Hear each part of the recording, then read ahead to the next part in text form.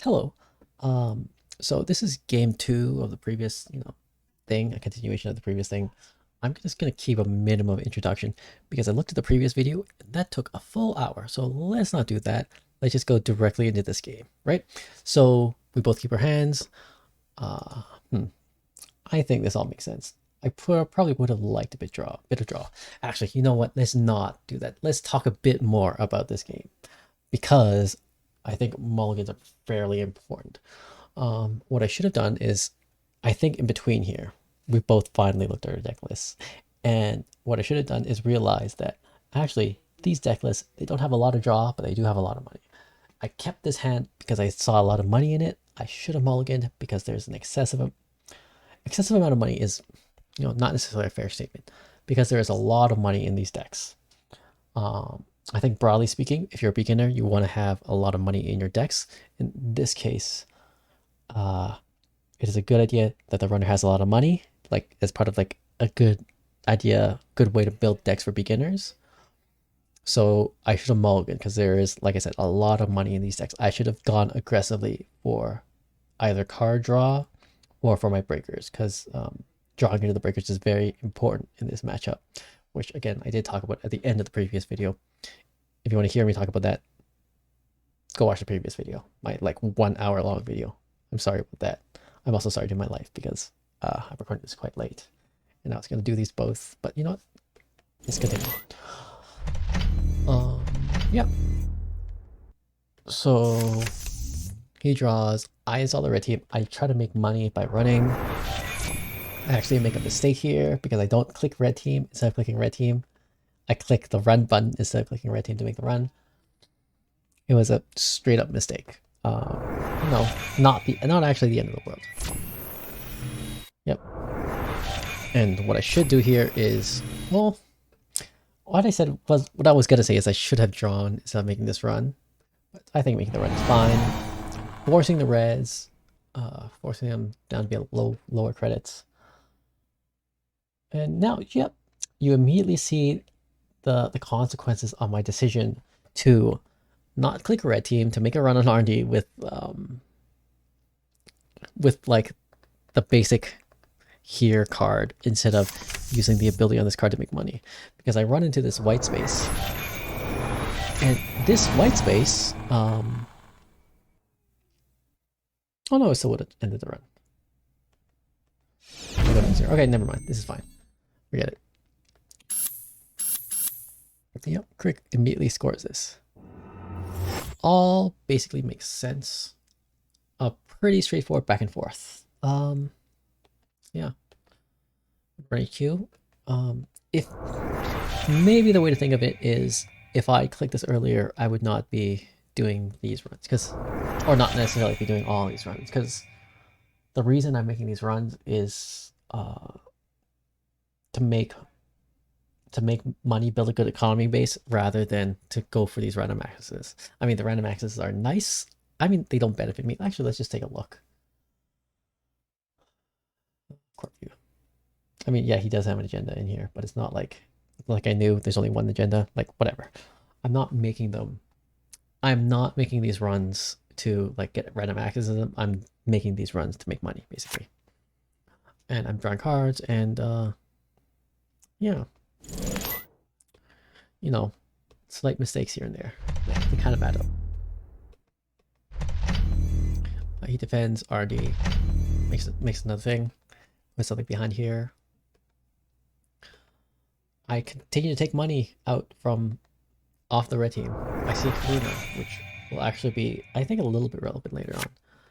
I draw my breaker, and I hope I did the math here. Yeah, I did do the math here, which is to say that I was thinking, because I had seen most of the ice in the previous game, I was thinking if this is a palisade, I could get through it with 3 credits, and then I would lose. Oh no, I did not do the thought. Why did I do this shit? Whatever.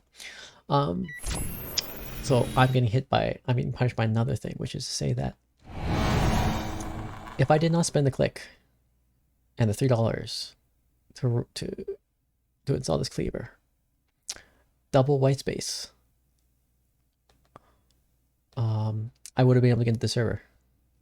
Yeah, And now is sort of the time that you look at the credit totals. The other thing is, I could have just run here, just normal, just run here. Period. If it was a Palisade, it would have been fine because Crit would not have been able to score the Palisade, right? Or sorry, not being able to score it. Would not have been able to score an agenda here if it was an agenda. And let's pretend that I didn't see his hand earlier. I actually was not paying attention other than the fact that there was one agenda. I wasn't actually paying, if I wasn't even paying attention to what agenda it was. So, you know, mistakes all over. And yeah, I was sort of running on autopilot in this game because I don't know why I was running on autopilot, because I wanted to teach. I don't know. Because I was dumb. That's why I was running on autopilot. Anyways, I could have just made the money and then run here, and then would have been able to pay $3 here, $3 here, and get into the server. But because this fires, I do the math. I see that if the white space fires, if the second white space fires, I won't have enough money to, if I lose 3 credits from the second white space, I won't be able to get into the server. And yeah, I just don't seal this agenda, even though I probably could have. Yeah.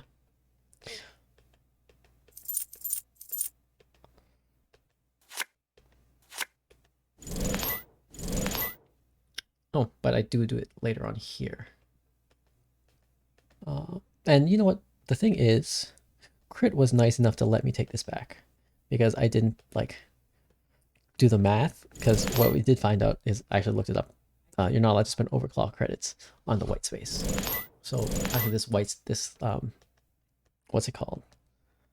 This would have been a wasted run, even because I knew just doing the basic math, I could figure that out. So instead, I just played this creative mission. And you know, like I said, Crit was very nice to let me take this back.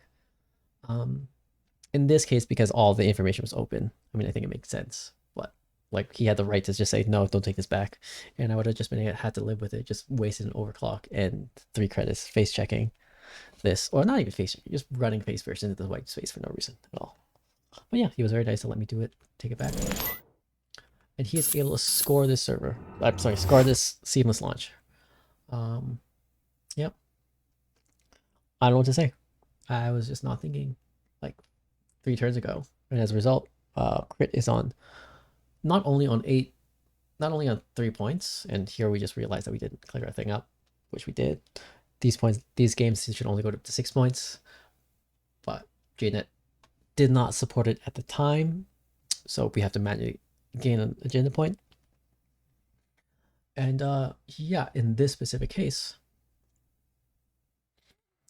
it's bad because if he didn't score that, you know, it would have been on 4 credits instead of 8 here.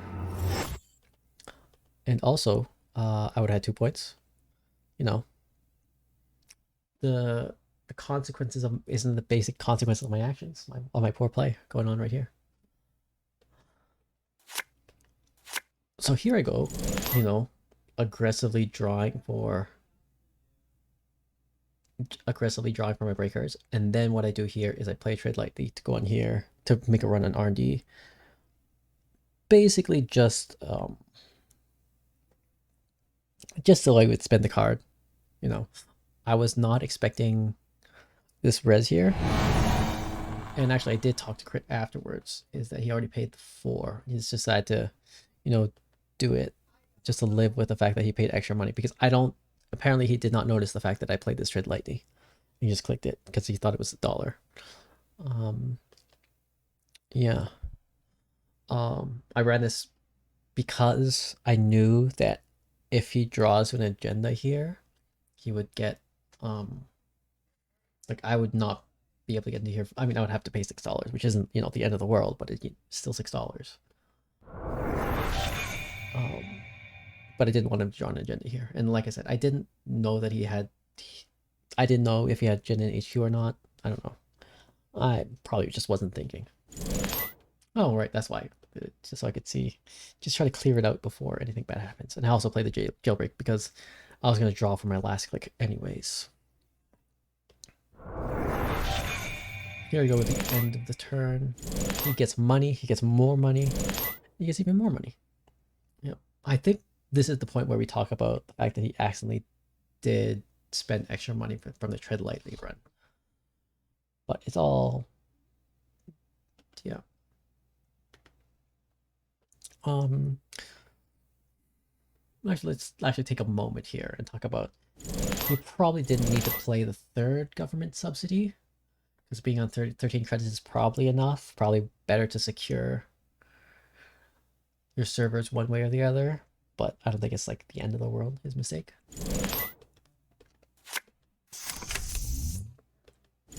And here for some reason, oh, I do this so that I could go down. Why did I install the software distributor? Sorry, I'm just sort of looking. Did I have any other choices in hand? Yeah. And I just draw cards because I actually do want to aggressively draw cards, because I actually do want to make sure I can get into this server to have all the breakers I need to get into the server when I need to. So here I trash some econ cards. I don't know if trashing this overclock was a good idea. I probably should trash the Unity instead. But, you know, not the end of the world. I'm just going to spend all my time quibbling about, you know, bad mistakes I do. Yep. So here, crit. I don't know if he sort of... I don't remember, because I know we talked about the deck list afterwards, and we talked about the dynamic of the deck list of needing to aggressively rush stuff out, right? I know we talked about it, but I don't know if I don't know if we talked about it before the game or after the game. Sorry, after this game, or if we talked about it at the very end after we were done both of our games. So I don't know if him dumping this behind here, making all of this stuff here like this, was a decision based on that discussion, or if it was just, he was just throwing it behind there just because. Yeah. So here I'm drawing for my last breaker, and I'm sort of doing the math in my head. I draw. Oh, actually, I remember talking this. I remember talking about how I wasn't sure if I felt. I was talking about how I just needed to get lucky here and draw into the breaker I needed. And, you know, I happened to draw into it. I happened to draw the Mayfly. And last click I play Overclock to get into that remote. Yep, I just happened to get the stuff I needed. Overclock gets in here. I pay all the dollars. I break it with a Mayfly, which actually I do want to talk about. Mayfly is busted as hell. What is this? I mean, it's expensive, but it just kills a lot of early core progression. I do like the lessons it teaches new runners, in that, you know, you can just run and it's probably fine, whatever, it's fine. Having your stuff get trashed when you run, also fine. Like after you're done, like your breakers are not always going to be permanent. This is a very temporary breaker. It's certainly a hell of a lot better than Crypsis. But at the same time, the fact that Mayfly in the deck makes it a lot harder for the corp to just rush things out before the runner is able to draw all 3 types of breakers. Anyway, so Mayfly gets in because Mayfly is busted. Here I talk about, very briefly, I talk about how I only need to break 1 subroutine with Mayfly, because here I'll be above 6 credits and here I'll be above 6 credits, so white space only costs $1 instead of 1 for each subroutine, which might sometimes happen with other, you know, things. And I access and I steal this agenda, which is again quite important. Actually, let's talk about, did I see the, no, I didn't run HQ, because I do know that there was a time where I did see a seamless launch in hand. So let's actually go again, look at this thing, what happens right here with this thing. And actually this is a quite important turn over here. So here's a time where I did a bunch of calculations. I should have done all the calculations first, But here I'm just sort of trying to look up this far. I'm saying that I know that this card exists because I knew that he trashed it. I played with the Corp deck. I knew that he trashed it.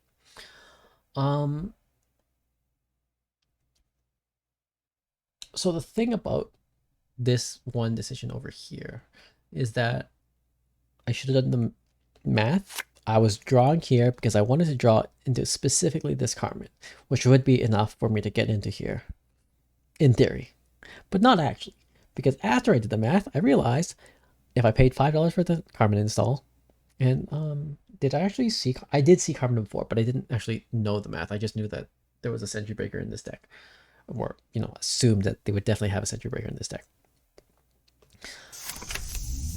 So I just installed the Unity, not installed the Carmen, and I played this Jailbreak so I could access HQ. And I legitimately don't know why. Like, what was I thinking? I don't know what I was thinking. It was dumb. I should have gone to R&D. I should have installed the Carmen instead of the Unity so I could go on R&D. But whatever. And then I have to trash stuff. So another thing that you'll sort of notice is that my economy, similar to in the first game, my economy is really shitty. I don't have a lot of drip. I've got this, and I did not actually play a lot of economy cards because I had to aggressively draw, because I had to be able to legitimately threaten this server, right? Yeah, which is just sad for me, but that happens with Netrunner sometimes. How many cards did I draw at this point? I had 14, 15, 16, 17, 18, 19, 20, 21, 22. Is that right? 14, 15, 16, 17, 18, 19, 20, 21, 22. So yeah, I'd drawn through half my deck just trying to get my breakers. And it's not necessarily unreasonable for you to do that sometimes. Like, sometimes you need all your breakers. And like, I did luck out significantly because I did draw that Mayfly on that one key turn where I needed to draw the Mayfly and to steal this guy over here. But yeah. And the thing is, after this point, I think things go, well, they don't go entirely straightforward. So actually, let's talk about this turn over here right now. This turn over here. So I don't know when Crit drew the brand, and we did talk about this specific turn. So let's just switch to the, because he had the brand. Yeah, he did it before this. Okay. So my suspicion is that he installed a Karuna. No. Okay. No, never mind. Because we did talk about how beefy the corporation's ice is, and we did talk about how once the corporation is in this position, it feels really bad, which is to say that you sort of see that the runner has most of the setup, and you don't feel like you could legitimately defend your remote anymore, right? Let's just go back to my view. So the thing is, I think I would have usually tried to get in this remote and just threatened it, but I did the math and could not get in, right? That's where it was. And I make a bunch of misplays, whatever. So let's talk about Crit's turn, where I think it's because he didn't necessarily know what to do, but he sets out a second remote just so he could install this Utica Cipher, and just so he can install it here. So the question you need to ask is, well, not that you need to ask, is that, so this here was basically a useless remote, because I had seen the brand earlier. I knew that there was 100% a brand. He installs and he advances this. I don't know that this is a Utica Cipher or Urtica Cipher. Is it? Yeah, it's an Urtica Cipher, not a Utica Cipher. I didn't know that this was an Urtica Cipher, but because I knew this was a brand, this ice might as well not have been there, first of all. Second of all, the fact that he did not score this tells me 100% that it's not an agenda, or not a thing that I ever need to worry about. Not just that it wasn't an agenda, it's a thing that I probably never need to worry about. So there was, not necessarily a good reason for him to even set up this remote in the first place. He could have set up this remote, as well, just to if he was gonna install in advance, and this in this case it did happen to be the Urtica Cipher that we saw earlier, he should have just thrown it in here in advance to force me to run through all this ice and force me to at least spend some money, or at least like try to get a breaker or whatever, or even just held it in hand and just been fine with it and not wasted this money in clicks. And the fact that, and also this ice, the brand, which is actually very, very important because it is, I think it is likely the only way for the corp to tax out the runner. Well, not the only way, but like the most legitimate way for the corp to tax out the runner. And by tax, I mean force the runner to spend a lot of money to get into the remote, because of how expensive it is to get through Cleaver with. And from here, after this point, I think everything goes on, I would say, as smooth as you might expect for the runner to go. Because like I said, we could just rewind and talk about the way the dynamic of the ice, whatever. Oh, actually, I lost the Carmen, which is actually important, and I lost the Doctrines Paths, which is also important. But things from here on out basically go pretty much as planned as you would expect for the runner, which is to say that I'm getting some money and it's like all, makes sense. It's all fine. I probably didn't need to trash that Nico campaign, but whatever. And I'm just sort of making money because I feel like I could get into the server. And I just want to set myself up so that for every turn, from no matter what I do, I could feel like I could get into the server without much worry.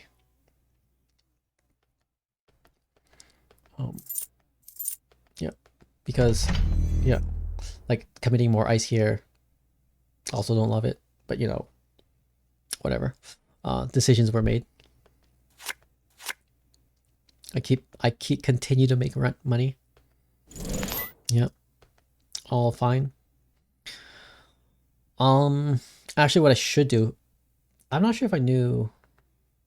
Actually, let's just talk very briefly about this and just a slight order thing that he does over here.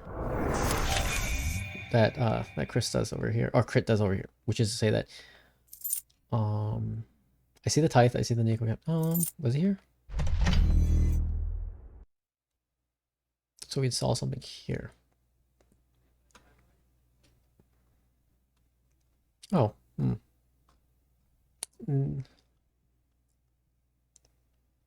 Did I ever run R&D? Sorry. I have like a memory of this, of a dynamic that happened in this game, which apparently didn't happen. Maybe I'm remembering a different game. Because I thought I knew exactly what this was because I'd accessed it earlier because of the way he had drawn, but apparently not. Forget I said anything.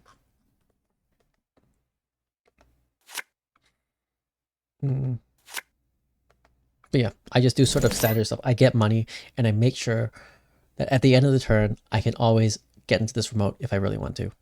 I was going to say that I should probably install this Carmen so that I could click through the brand if I need to, but Crit is on 6 credits. It's kind of irrelevant. It's like fine.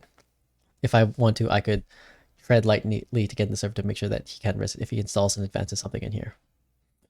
The other thing is that having looked up the deck list afterwards or in between here, I kind of knew that there were only 2 Urtica Ciphers. So past this moment, I knew with almost certainty that anything that he ever advances is going to be an agenda. Yep. He trashes this guy, installs, and gives a credit. Yep. So, yeah. Let's just continue. I saw the Penny Shaper, make run HQ. I see the Tithe. I saw the Carmen. Why wasn't I threatened here?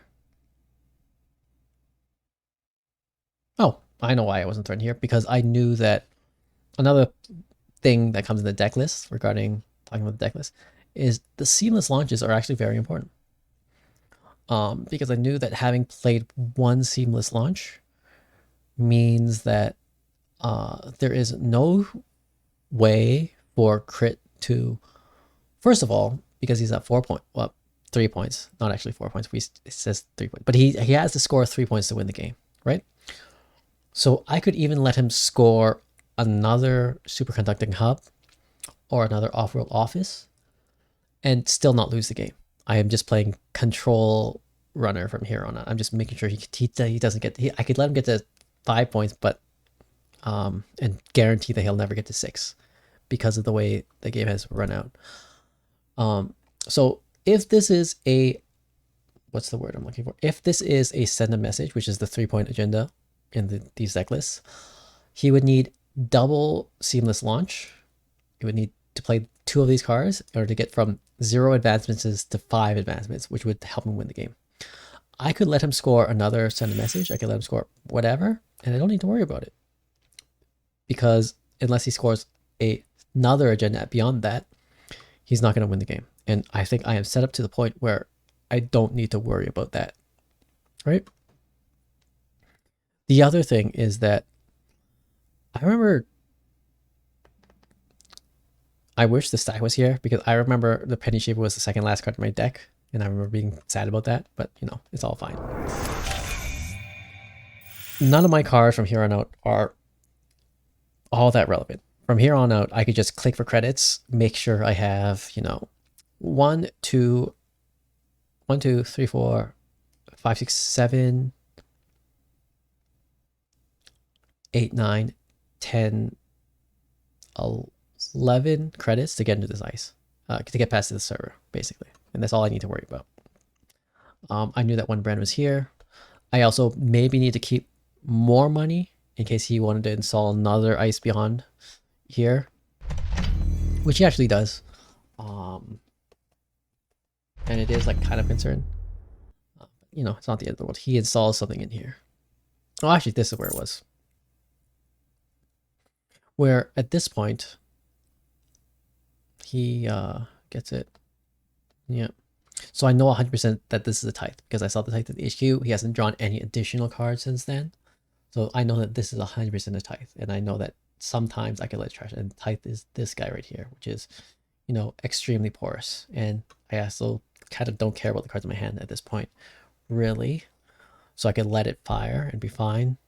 The money, I don't think I'd be happy to let him have, but you know, whatever, that's life.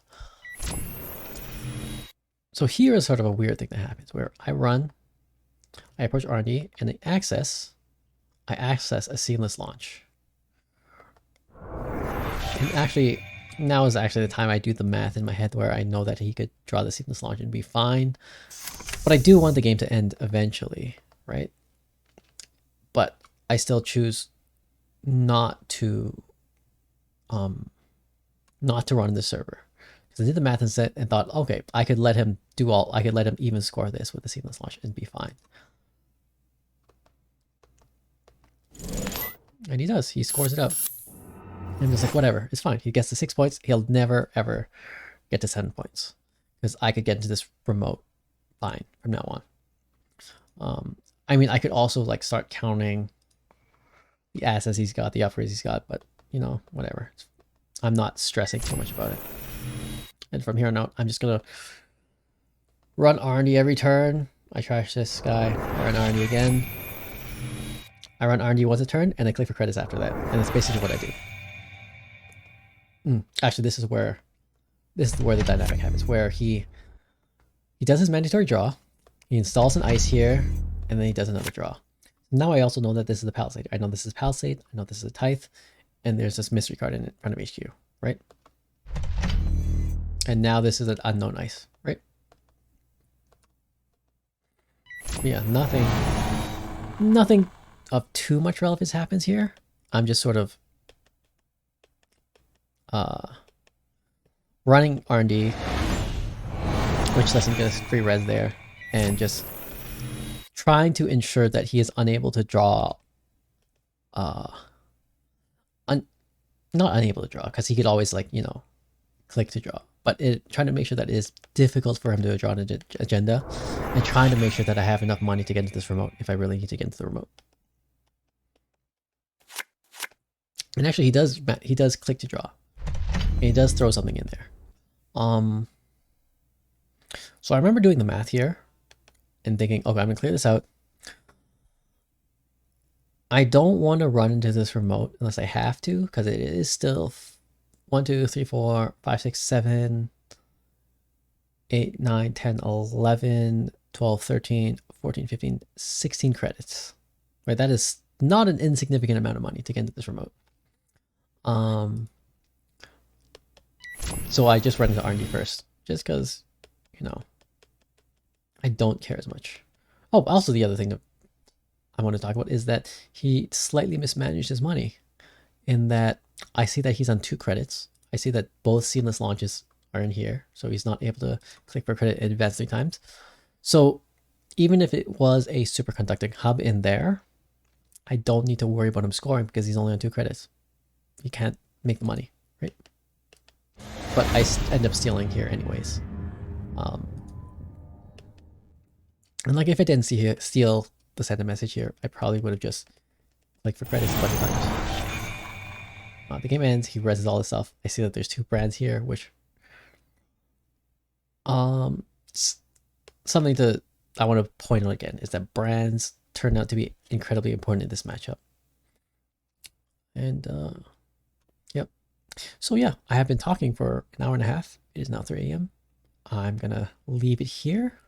If you have any questions, let me know in the comments, I guess. No matter where those comments are. I'm also in the Green Level Clearance Discord. But like I said, it's 3 a.m. I'm going to bed. I'm also running a tournament tomorrow. Yep. Bye.